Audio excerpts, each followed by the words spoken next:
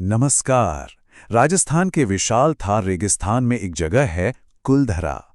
ये नाम सुनते ही दिमाग में वीरान खंडर, अनकही कहानियां और एक अजीब से श्राप की तस्वीरें घूमने लगती हैं, है ना?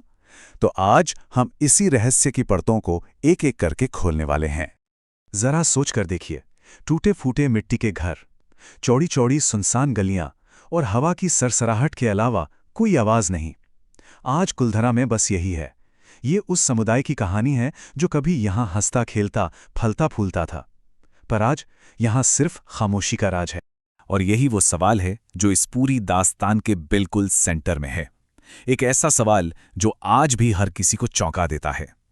कुलधरा का सबसे बड़ा रहस्य कि आखिर एक ही रात में 1550 से ज्यादा लोग अचानक कहां चले गए। किसी ने उन्हें जाते हुए नहीं देखा, किसी को पता नहीं चला कि वो कहां गए।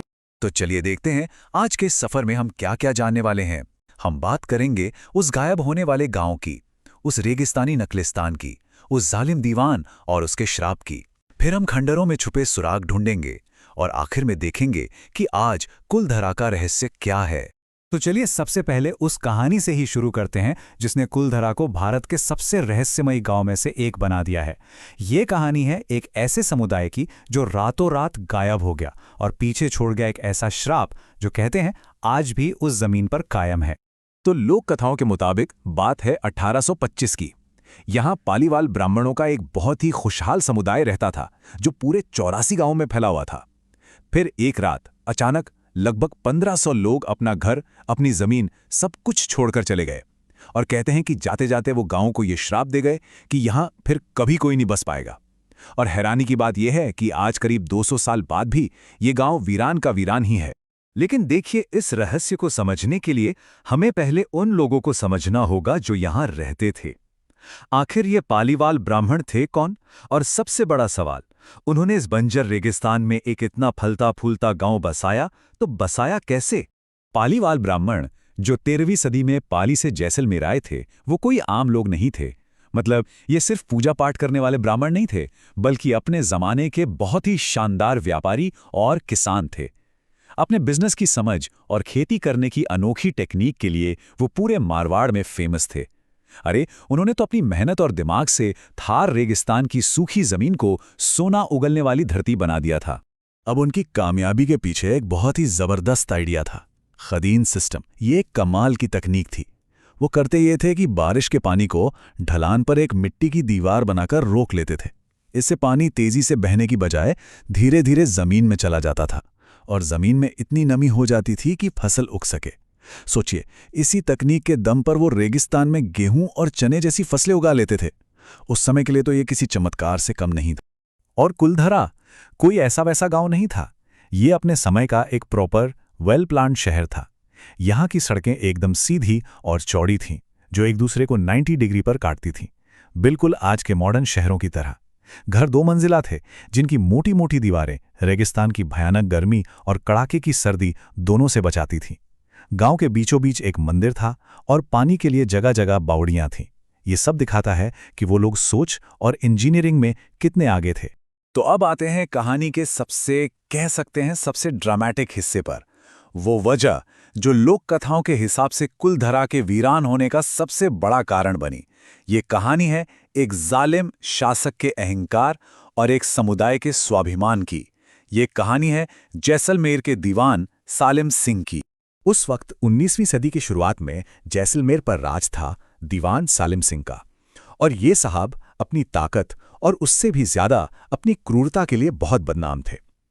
वो मनमाने टैक्स वसूलते और उनकी गंदी नजर हमेशा दूसरों की दौलत और सम्मान पर रहती थी, खास करके अमीर पालीवाल समुदाय पर। अब कहानी ये कहती है कि सालिम सिंह की बुरी नजर कुलधरा गांव के मुखिया की खूबसूरत बेटी पर पड़ गई। उसने मुखिया को धमकी दी, या तो बेटी को उसे सौंप दो या फिर इतने भारी टैक्स भरो कि तुम्हारी कमर ही टूट जाए। पालीवाल ब्राह्मणों के लिए अपनी इज्जत से बढ़कर कुछ नहीं था। उन्होंने झुकने से साफ इनकार कर दिया। तब 84 गांव के मुखियाओं ने मिलकर एक बहुत बड़ा फैसला लिया। वो अपनी इज्जत बचाने के लिए अपनी सदियों पुरानी जमीन ही छोड़ देंगे। और बस उसी रात वो सब के सब गांव छोड़कर चले गए और जाते जाते वो श्राप दे गए। और सुनिए, ये सिर्फ कोई मनगढ़ंत कहानी नहीं है। इस बात का सबूत भी मिलता है। उस समय के एक ब्रिटिश अफसर थे कर्नल जेम्स टॉड। उन्होंने भी अपनी किताबों में सालिम सिंह के जुल्मों के बारे में लिखा है। उन्होंने लिखा कि सालिम सिंह के राज में जैसलमेर के बड़े बड़े व्यापारी तक अपना घर छोड़कर जा रहे थे, क्योंकि राज्य की कमाई का मुख्य जरिया ही लोगों की संपत्ति जब्त करना बन गया था। इससे पता चलता है कि सालिम सिंह का आतंक असली था। तो ये थी वो मशहूर कहानी जिसने कुलथरा को इतना फेमस कर दिया।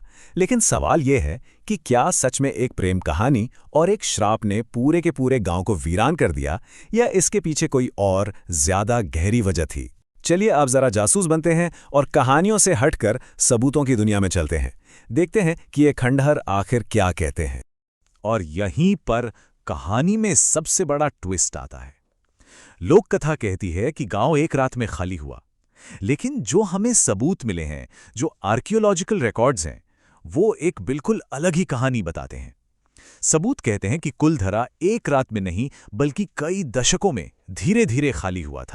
जरा इन आंकड़ों पर नजर डालिए, ये एक पूरी अलग ही तस्वीर दिखाते हैं। 18वीं सदी में जब कुलधरा अपने पीक पर था, तब यहां लगभग 1500 लोग रहते थे।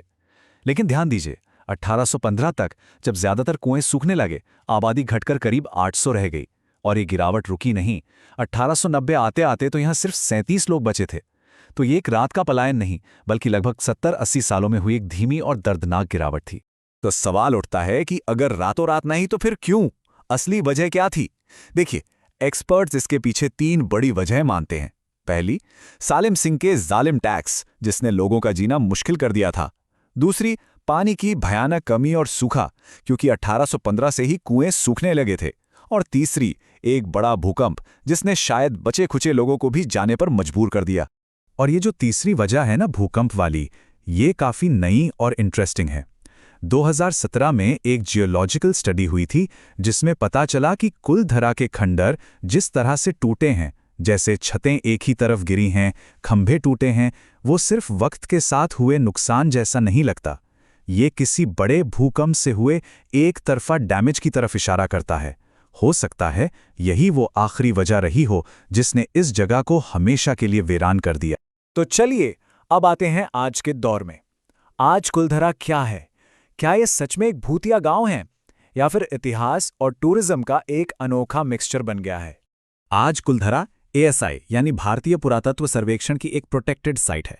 लेकिन मजे की बात यह है कि इसे हॉन्टेड विलेज यानी भूतिया गांव कहकर प्रमोट किया जाता है, ताकि टूरिस्ट आएं।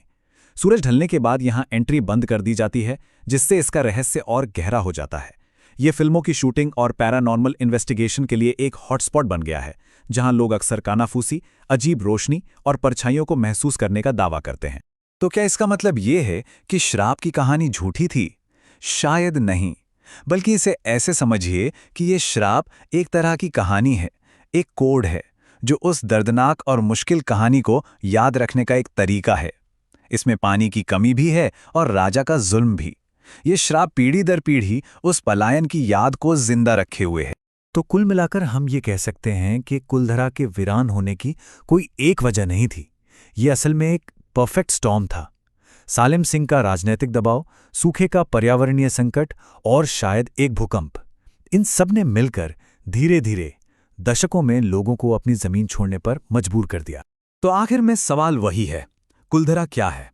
सिर्फ एक डरावना भूतहा खंडहर, या फिर इतिहास का एक ऐसा पन्ना जो हमें एक बहुत गहरा सबक सिखाता है? यह हमें याद दिलाता है कि कैसे प्रकृति की मार और इंसान का जुल्म मिलकर एक जीती जागती होशियार सभ्यता को भी मिटा सकते हैं। कुलधरा की खामोशी आज भी हमें यही कहानी सुनाती है।